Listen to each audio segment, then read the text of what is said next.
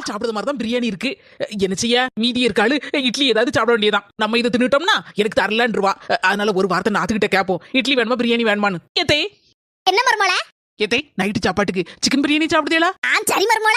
எம்மா எம்மா உனக்கு பிடிச்ச சிக்கன் பிரியாணி சாப்பிடுவோமா? எம்மா சிக்கன் பிரியாணி நன்னா அலப்பற மாதிரி அலையாத. எம்டி இந்த பாரு, நீ மட்டும் சிக்கன் பிரியாணி கேட்ட இஞ்சி வெள்ளப்படலாம் உருக்கி வச்சு விடுவா. என்ன மக்கா சொல்லுத? இந்த பாரு, ஆடை வெட்டும்போது அதுக்கு பிடிச்ச கொலையா வாயில கொடுப்பாங்க. அது ஆன அலப்பற மாதிரி திங்க போவோம். அந்த நேரம் பார்த்து ஒரே வெட்டி விடுவாங்க.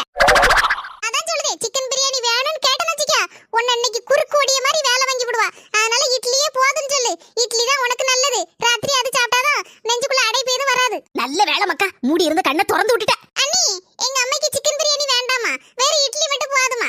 ரொம்ப சந்தோஷம். அப்ப சிக்கன் பிரியாணி கொஞ்சோண்டு இருக்கு, அதை நான் தின்னுக்கிட்டே. நீங்க 2 பேரும் கடையில போய் இட்லி வாங்கி தின்னுங்க.